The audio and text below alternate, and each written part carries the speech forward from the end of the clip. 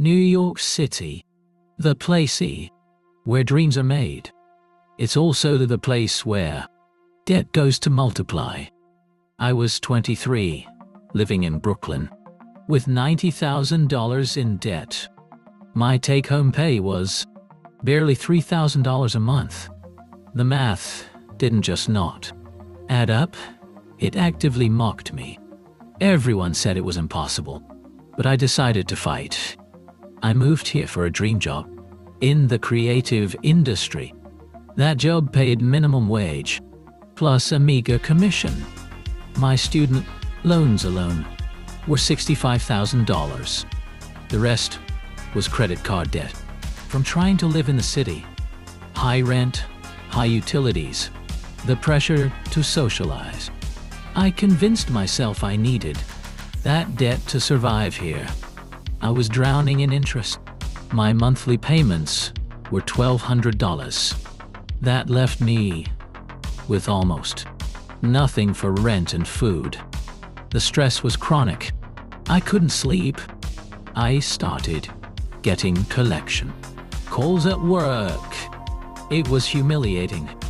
I knew I had to choose the dream or the debt. The choice was obvious, but the execution was brutal. I cut every single non-essential. No restaurants, no Subway. I walked everywhere. I cooked dry rice and beans. But the biggest change was the income. I needed more velocity. I quit my dream job. That was actively bankrupting me. I took 2 service jobs, barista in the morning and freelance writing late at night. My gross income jumped to $5,500 a month. I moved into the smallest room I could find with 3 roommates. My rent dropped. My income soared. The numbers finally worked. I started with the highest interest debt first. The cards. Every spare penny went to the principal immediately. It was grueling. I had no life, but I had a mission.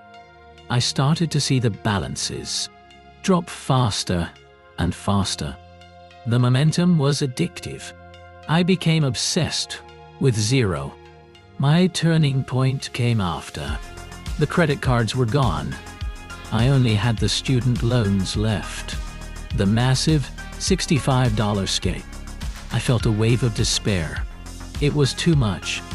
But then I realized I was paying $4,000 a month now. If I just kept going, it would take 16 months. Not forever. Just 16 months of relentless focus. That shift in perspective, from perpetual debt to a timeline, it was the key to my freedom. It made the pain manageable. I was still in NYC, but I was mentally miles away from the hype. The transformation was internal. My identity changed. I stopped being the broke girl, trying to look rich. I became the focused person, building a fortress of cash. I developed a respect for money I never had before. Money is a tool for freedom, not a measure of status. After 34 months total, I made the last payment. $90,000 paid off while living in the most expensive city. I didn't leave New York. I stayed, but I own it now. I finally have the flexibility to pursue my real passion. I bought my freedom with hard work and sacrifice. My story proves that your income level isn't the problem. It's your new debt to income ratio, and your just mindset. Millions of Americans face this exact same impossible math. The burden of student loans, medical debt, and mortgages. It suffocates potential and prevents upward mobility. We must stop accepting debt as a necessary way of life. We need a nationwide culture shift towards zero debt. Imagine a generation of young people starting free. The innovation, the growth, the stability we could achieve.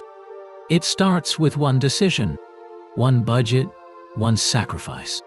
Don't just complain about the system. Beat it. We have the power to make America debt-free. It is an act of ultimate personal and political freedom. Choose the painful freedom over the comfortable servitude. Your zero balance is waiting. Go claim it.